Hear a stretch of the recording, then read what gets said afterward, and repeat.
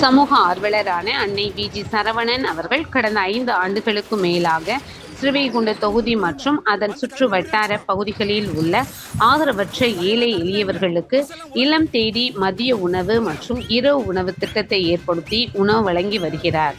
இந்நிலையில் தமிழக வெற்றிக் கழகத்தின் ஐம்பெரும் கொள்கை தலைவர்களுள் ஒருவரான சமூக ஆர்வலர் அஞ்சலை அம்மாளை கொள்கை தலைவராக அறிவித்ததன் ஏற்பால் தமிழக வெற்றிக் கழகத்துடன் இணைந்து தமிழக வெற்றிக் கழக தலைவர் தளபதி திரு விஜய் அவர்களின் ஆசியுடன் கழக பொதுச் செயலாளர் அண்ணன் புசி என் ஆனந்த் அவர்களின் வழிகாட்டுதலின்படியும் 5/5/2026 என்று 1391வது நாளாக ஏரல், உண்டியலூர், ஸ்ரீவைகுண்டம், கோட்டைக்காடு, சிறுதொண்டநல்லூர் மற்றும் கீழமங்கலக்குறிச்சி அதன் சுற்று வட்டார பகுதிகளில் உள்ள 163 ஆதரவற்ற ஏழை எளியவர்களுக்கு தமிழக வெற்றிக் கழகம் தூத்துக்குடி மேற்கு மாவட்டம் ஜனநாயகனின் தீவிர ரசிகர் சமூக ஆர்வலர் அன்னை வி.ஜி. சரவணன் அவர்களின் சார்பில் மதிய உணவாக முட்டையுடன் கூடிய சாம்பார் சாப்பாடு வழங்கப்பட்டது.